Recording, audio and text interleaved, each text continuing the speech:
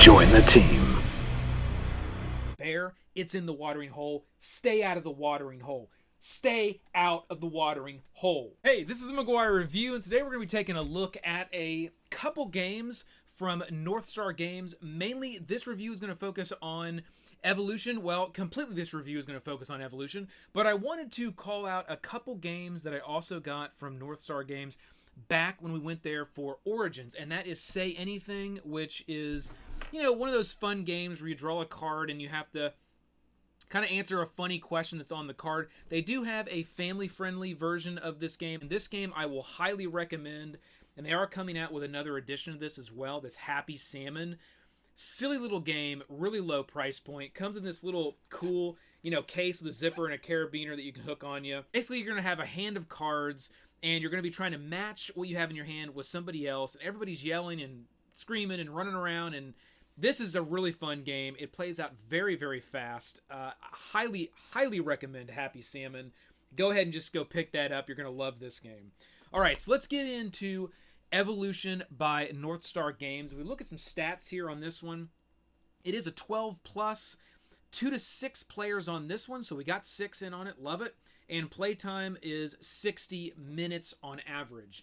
Now, Evolution is a game where you are going to be sort of building out the species, different types of species, giving them really cool traits, so different types of traits that you'll add to these species, feeding them, whether they're carnivores or non-carnivore, plant-eating species, building up your populations as well as your body size of each one of those different types of species. So that's one thing that I really like about this game, is that you start sort of from, you know, some cards in your hand, one species, and over the course of game you're going to be feeding them, and you're going to be you know, growing them, building the population, as well as giving them very unique traits for each one of the species. And I find that a ton of fun. I absolutely love the theme on this one. I love the fact that you got sort of this dinosaurs, you know, building up species sort of approach in this game. I absolutely love the artwork.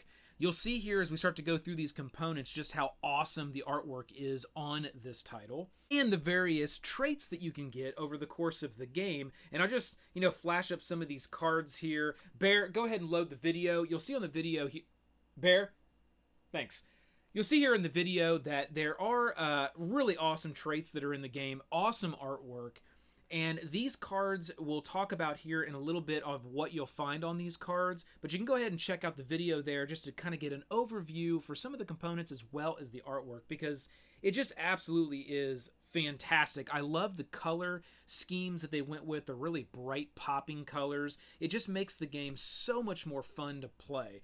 So I can't say enough here about the theme on this one, and they do have this version of Evolution. This is the base game. They also have a more of a kids version of Evolution, but, you know, don't be fooled. It's not just a kids version. Actually, if you get that and you're a seasoned Evolutions player, that version of the game does offer a very competitive new way of gameplay that you're not going to find here in this version.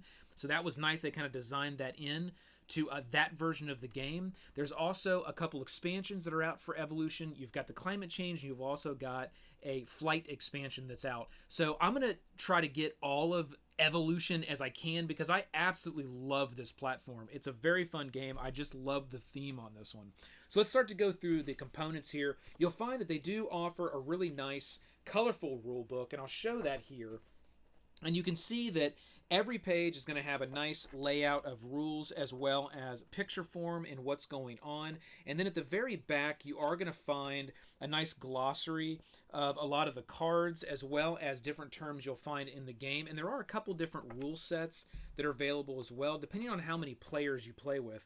This is a 2 to 6 player game, but if you play with 2 players, there's a couple tweaks to the rules. And if you play with 6 players, there is as well. There's also a quick play variant that they do offer here, which does just offer a very, very slight tweak to the rule set to give you a little bit of a quicker play. Maybe if you're playing with kids and you want to even scale this version down. So that's our rule book. Next thing I want to take a look at here are the player aids, because the player aids, although it's a 6-player game, they do give you 2 player aids. They're very nice. They're very well done. So on the front here, in very large letters, you'll have all the different phases that you're going to go through over the course of, let's say, a round. You're going to have those right there on the front. You can set these out at the table, maybe one on either end, so all the players can see those. And inside, it just kind of opens up like a pamphlet. You've got a nice layout of each one of the dinosaur cards, as well as the traits they have and what they're able to do. And that may be something that you want to hand out before the game starts and kind of let people pass that around as you're setting everything up to sort of read up on what types of traits are available that you can get. And those are pretty cool. So those are the player aids. I think they did a really nice job on those. Next, we'll go to the screens. The screens have absolutely fantastic artwork on them. I love these screens. Now, you may remember the first version of this game came with little baggies that had some artwork on them. Now, although those bags were cool, I do like when they kind of redid this version of Evolution. I do like that they went with the screens. And the reason is because those screens, one, they look cool sort of positioned around the watering hole, because that's how you're going to do it when you set the game up. You're going to have your main watering hole here right out in front, which I think has awesome artwork on it and is a little different than what you would have found in the first version of this game. But I do like this version of the watering hole, and it does have some cool artwork that's on the back there as well. It says Evolution with a couple drawings. But you're going to have these just sort of positioned around that watering hole, and then as you gain food, you're going to be taking that off of your boards, and we'll talk about that when we get to the phases of the game, and you're going to be placing that behind your little food screen here. And that's just going to keep other players from knowing exactly how much food you have at any one time. And that's going to be the purpose of these food screens. So I think the implementation of these screens actually are better than the bags, because you don't have to fumble around with going into a bag or just holding food in a bag and it just sits in a bag. Couple things that benefit here with these food screens. It's very clear to the player that has, the food behind the screen at all times how much food is there without kind of fumbling around trying to look in a bag. It's all very clear right in front of you. No one else can see it. It adds height to the game, which anytime you can add height to a board game, in my opinion, visually is more appealing most of the time. So I think it was a good move to kind of add these screens. So those are the screens. Next thing is our trait cards that we have here, and you're going to be drawing these cards over the course of play. And those cards we'll talk about here in just a little bit, and there are quite a few of them. The game will end once this deck completely runs out, so that is the timer on the game. And then over here is what we call the food bank. And you can set that here or anywhere you want around the table, but this is essentially going to be all of the different types of food that's going to go into the watering hole when you do a food turn. And there are plant life for non-carnivores. That's the type of food that's going to go in this watering hole. If it has a little image of like a torn, it's kind of funny how they do it, like little torn off arms and legs and chunks of meat. For our carnivore species, that food's not going to go in the watering hole. There's going to be something a little bit different that's going to happen when it's feeding time that we'll talk about. But you'll see here that the tokens are double-sided. One side they have plant life, and one side they do have the little meat for the carnivores. So that's what the food bank is going to be for. What we're going to have here are our species cards. So every time that you get new species, and you will start the game with one of these, when you get new species, you will get one of these little cards here. And on the card, you'll be able to track body size, and you'll be able to track population, as well as food when you do feeding. And that goes right across the top. So you'll then notice we've got our brown and our green tokens. So the green is what we're going to use to track that population, and the brown is what we're going to use to track the body size of every single one of our species. So again, as you get these, you're going to be laying cards in front of these, adding traits. As you're evolving to your species, you're also going to be gaining more population as you eat food. You're also going to be gaining body size as well. So over the course of game, those are the things you'll be able to build up for each one of your species. So what we'll do now is we'll get this arranged. Oh, Bear, we almost forgot the coolest component. All right, so this right here is the first player token. I do not want to forget this. This is really cool. It's just simply a wood cutout of a dinosaur there, which is, this is one of my favorite dinosaurs. This is definitely my son's favorite dinosaur. And that is an awesome first player token. So whoever's first player will get that token that will sit right in front of them as it moves around the board. I cannot believe I almost forgot one of the coolest components in the game. All right, so let's go ahead and set this up like we were going to start playing. And what we'll do for this particular review is we'll just kind of go through these phases, and I'll explain what gameplay will look like when you're in each one of these phases, versus going through, explaining it, and then doing some gameplay. On this particular review, we're going to kind of double up, and we're going to look at what the gameplay would look like within each one of the phases. So let's go ahead and get this set up and arranged so we can see what those phases would look like. Okay, so I'd like to set my run-throughs up in a 3-player setup. So these are the 3 players that we have, and for purposes of the visual for the video today, I'm going to go ahead and set the population board here, or the species board, right up front on the player, so you can see each one of those boards. Normally that would kind of be sat to the side or behind this area. It's not anything that's hidden from other players. Only the food that you acquire over the course of gameplay will be put behind your little food screen here. But for purposes of this visual, I'm going to set this up right here so you can see this. The first thing that we're going to do, and we're going to use our nice little reference sheet here. The first thing we're going to do is deal cards, and it indicates place a species board in front of any player without one. So anytime you get to this phase, if a player does not have a species board, which means another player has attacked that player and that species has gone into being extinct, or your own carnivores have attacked your own species, which can happen. It's a very interesting gameplay mechanic, and I do actually really like that your own species can turn on your own if they are carnivores. You deal 3 cards to each player plus 1 for each species board. So every player on this first turn is going to get 1, 2, 3, 4 cards. So we'll just go ahead and grab 4 cards for each one of these players and put those right out here. So now each player does have 4 cards. The players would look at those cards. They would not show other players those. See what we got here. All right, cooperation, carnivore. There's a carnivore trait. Might want to use that. Warning call and defensive herding. And each one of these cards do have various things on them. So let's just go ahead and look, for example, of this warning call here on this card. So what you're going to find is it's actually, you're going to find these arrows sometimes that are on these cards. And what that means is when you set that down, it actually can affect multiple species. And that's why when you put these boards down, you will put these boards down kind of you'll either put new species to the left or right of what you already have. You can't put them in the middle. And the reason is because some of these traits will go over and affect other species, and that's the reason why these arrows are at the top here. Now, not all those cards do that, but some of them do. So they're beneficial to multiple different types of species. You'll also find a little number that's right down here in the corner, and that little number there that's on that leaf, that indicates the amount of food that will be put in the watering hole if you want to play this card as a feeding card. So these cards in the game are used for multiple different things.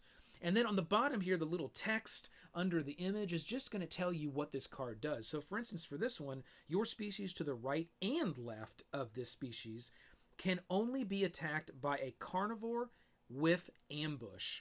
So it's one of those abilities that you can kind of lay down, and again, it will affect multiple species because of those arrows at the top. And that's what each one of these cards is going to look like. It's going to have that same type of thing. You're going to have arrows on the top potentially. You're going to have a little number at the bottom that's going to indicate how much food it's going to be worth during the feeding, if you want to use that card for feeding. And then it's going to tell you what that card is able to do. And these are going to be traits that you would play down. That's the first thing that's going to happen for each player. The second thing you're going to do is select food. So each player selects one card from their hand and places it face down on the watering hole. So again, each player is going to look at their cards and they're going to determine, and it's going to be a card that you probably don't want. Or, you know, you may really want it, but it offers a lot of food and you might want to have a lot of food available for this round. Or let's say you're doing good on food and you don't want a lot of food available for the round, depending on where the first person token is, because when you get to feeding, it will start with the first player token and then go around the table. Well, let's say that it's first player tokens right there. Well, you may not want to put very much food in the watering hole because you don't want anybody else to get a lot of food, and you're definitely going to get food because this player is going to take some food and then you're going to get some food. So you're going to have to think about how much food you want to put down in the watering hole. So let's just say I'm going to go ahead and use, you know what, I don't want to be a carnivore right up front, so I'm going to go ahead and just take this card and put it right face down. And each player, and we're just going to draw the top card here for each player for example purposes, and we're going to put those down, and they go face down in the watering hole, so nobody knows how much food is going to be available for that particular round. Now what we're going to do is play cards. So in playing cards, there's a few different things you can do. Discard a card to get a new species. So it will start again with the first player, and whatever's in your hand, you now can just straight up take a card and say, you know what, I don't want this card. You can just discard it, and then you will gain a new species board, and you will set that either to the right or the left of the current species that you have. So that's something that you can do, because remember, when you get to the draw phase at the very beginning of a round, you will get 3 cards plus however many of these species boards you have in front of you. So that's a good tactic to gain a lot of cards each round if you have a lot of species cards out in front of you. So that's one thing you can do. You can also discard a card to increase the species body size or population by 1. So remember that over the course of playing the game, you're going to be tracking these body sizes and populations. And you may want to just say, you know what, I want a little bit more population for this type of species, or I want a bigger body size. Body size will really protect you against other players that have carnivore species, because a carnivore can only attack another species that has a smaller body size than them. Not equal to, it has to be smaller than them. So if you have a nice big body size, it's going to protect you against those carnivore species. So the third thing that you can do is play a card face down as a trait on one of your trait cards here, one of your species cards here. So what you would do then is you would take a card and you just put it right down, face down in front of it. You can only have up to 3 traits on every species, but that's going to add new stuff. So I might want to play that warning call card that we looked at earlier, or I might want to play cooperation, which will affect the current species plus the one to the right per that little arrow. And that's going to, when a species takes food, your species to the right takes 1 food from the same source. So these are just different traits that you can add to the species if you want to kind of evolve them and kind of give them extra abilities, which I think is a lot of fun. I love that component of this game. So those are the various things you can do with cards. Now, after everybody has played their cards, you're going to reveal any face down trait cards, okay? Keep these watering hole cards down. It's only the traits. You're going to go ahead and flip them up and reveal and kind of see what everybody has. All right, so that's what you're going to do for playing cards. Then you're going to go on to reveal food cards, and that's when it gets into our watering hole.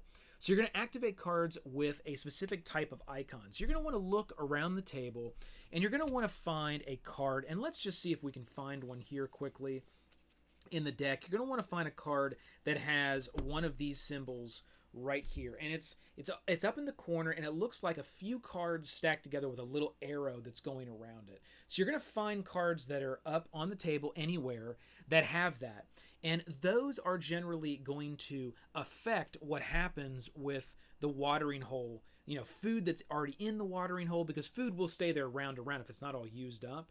Everybody's not, hungry anymore, and there's still food. It'll stay in the watering hole. So there may be things where you get to reach in and grab some food before these are flipped up, and you figure out what happens for that feeding round. So you're going to look for those particular types of cards. The next thing you're going to do is reveal the food cards on the watering hole and place that much plant food into the watering hole. Bear, it's in the watering hole. Stay out of the watering hole. Stay out of the watering hole. So now we're going to flip each one of these cards over and now reveal to everyone how much food is going to be in the watering hole. Well, this player put a carnivore, which was 1 plant food, so we'll go ahead and put 1 in. This one put the horns card, which it doesn't really matter what the card is. You're really just looking for that plant food at the bottom, and that's 3, so we'll grab 1, 2, 3, put a little bit more food in there. And this one here is 3 as well, so we'll grab 1, 2, 3. Each one of these does have some various different types of plant life kind of artistically drawn on them, which I thought was cool too. It does look neat to have it all kind of out there and give yourself a little bit of a different look than just every single token looking exactly the same. So I'm glad they took the time to do that. Now at this point, you can go ahead and remove these cards here and go ahead and discard those cards. And now we're ready to do feeding. So let's move on here to the feeding phase, because now the plant life is now out there, and obviously we're now going to be doing carnivore and non-carnivore feeding. So, feeding. Said feeding enough. Feeding. When it is your turn, you must feed one of your hungry species, so at least one of them have to be fed. Take 1 plant food from the watering hole, or attack 1 species with a carnivore. So you're either going to, when it's your turn, it's going to start from the person that has the first person token.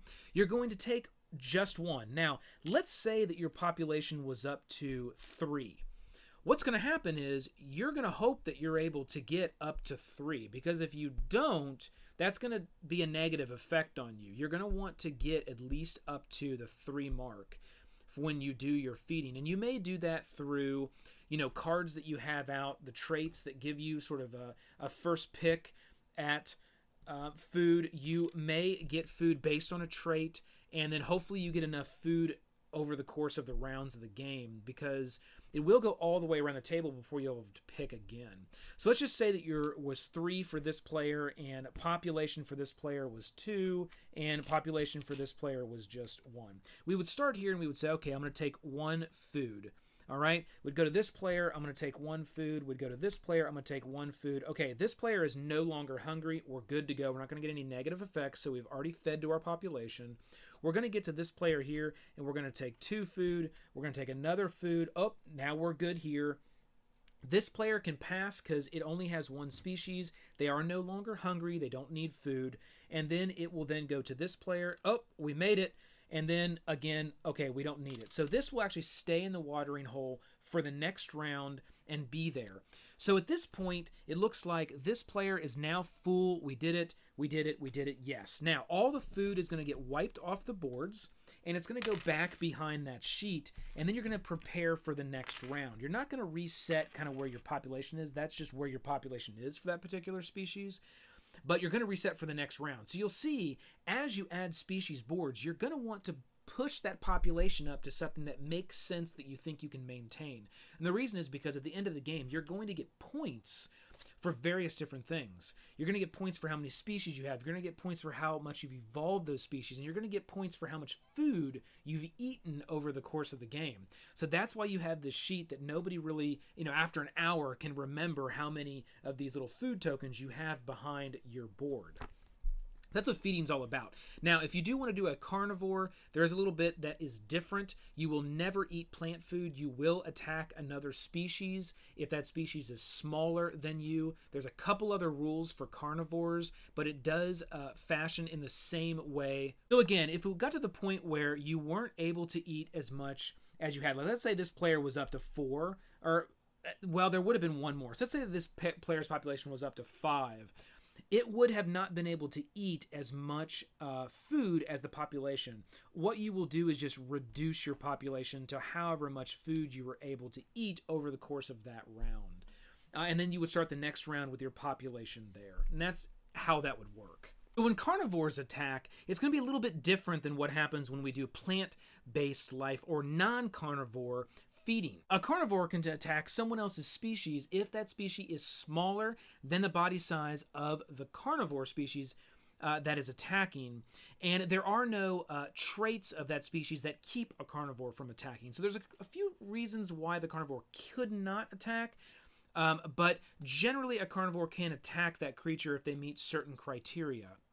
If they're able to successfully attack, you're going to reduce the population size by 1, and you're going to add to the carnivore's food track the amount of tokens that's equal to the body size of the species that it attacks. Let's say the body size was up to 3 on this species, and it was right here, and it did attack. And let's say the population was here, it attacked successfully. Well, that population would move down by 1. Its body size is of 3, so I get 3 food meat tokens. And maybe that took me to where I needed to be for this species. Maybe it did not.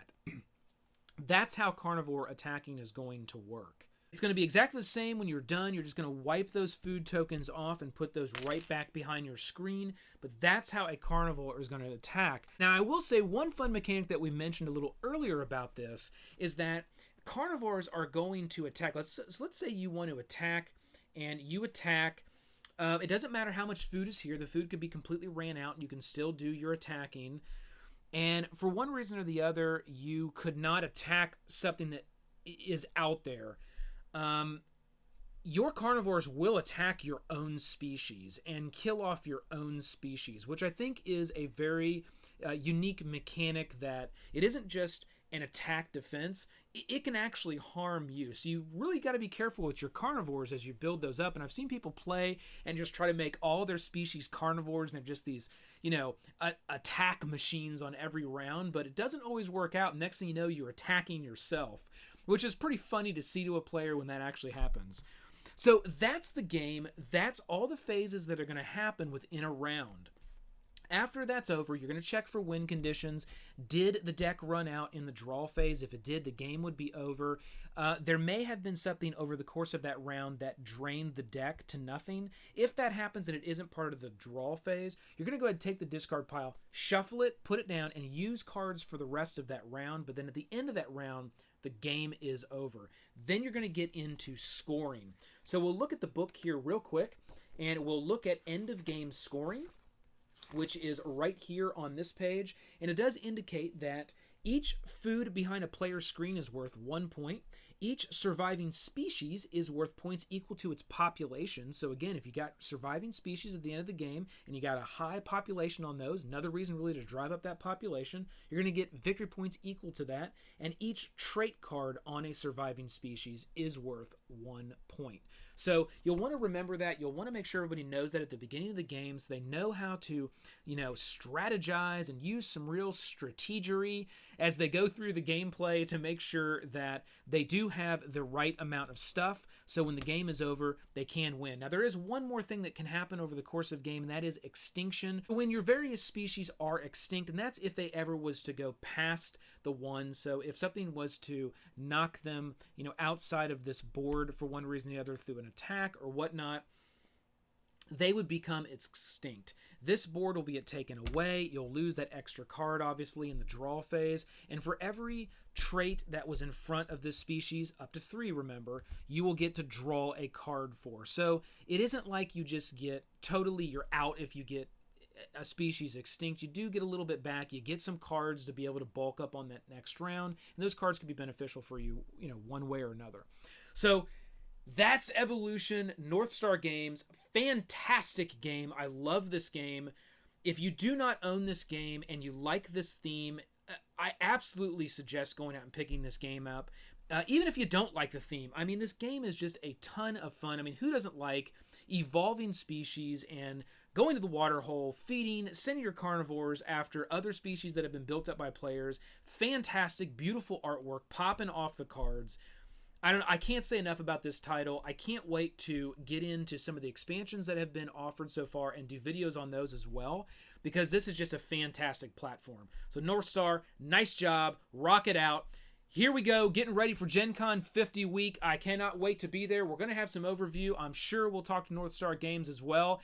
And with that, click that like, hit the subscribe below to join the team, ring the bell. This has been the McGuire Review, and we'll see you next time. Evolve!